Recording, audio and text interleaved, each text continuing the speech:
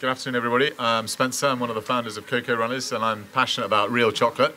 And what I'm going to try and do today is get everyone to taste a piece of real chocolate and explain a little bit about why real chocolate's the real thing. So, I'm not a grower, I'm not a maker, I'm a retailer. So I'm like a delicatessen, or I'm like a sort of wine club, or a cider club, or a sort of beer club, try and get people into that. So the first thing I'd like to do is ask everybody, who's had chocolate in the last month? Can you put your hand up? Come on, you've got to have more than that. Come on, be a bit more open than that. You've had chocolate in the last month. Okay, keep your hand up if you've had it in the last week. Okay?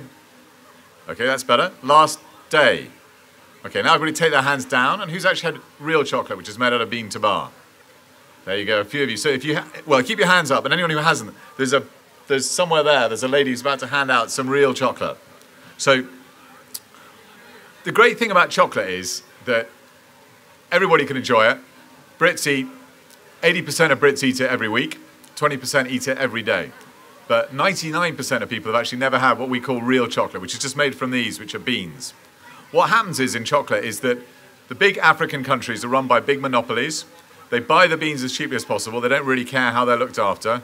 They sell them as expensively as they can, and then they're all blended in Belgium. And most of the chocolate you're going to have is actually just blended stuff, which has got loads of additives, including lard. Now that he's gone, we can talk about lard again. But including all sorts of other stuff, and they take out all the good stuff. So things like the cocoa butter, which is really good for you, they'll actually have removed. But what you really want is just the bean.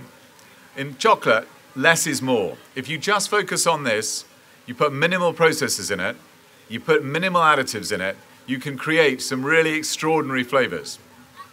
And I hope what you're enjoying with that one, which you've got there, that's actually an original bean. So what I'd like everybody to do while you're eating that is think of the rainforest.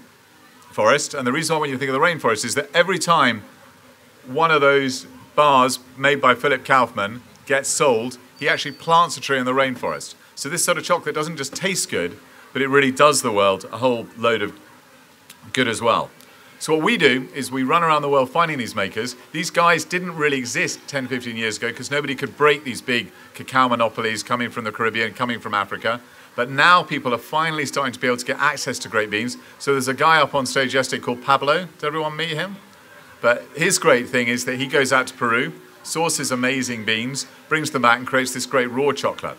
And we've got guys everywhere from Warsaw to Woodstock, Brooklyn to Budapest, Saigon to San Francisco, and even Cleethorpes to Copenhagen doing the same stuff. So my sort of plea to you is do carry on eating chocolate. But when you do it, please do think about eating real chocolate, which is made from the bean, where less is more, less additives, less processes, and just focus on that. We've got a few boxes left still of what we've got, made by different makers, down on our stand in Market Hall. And finally, I really would like to thank everybody for having us at Abergavenny. We've never been before, but it's been absolutely fantastic and really great. And I hope that was quick. So thank you very much.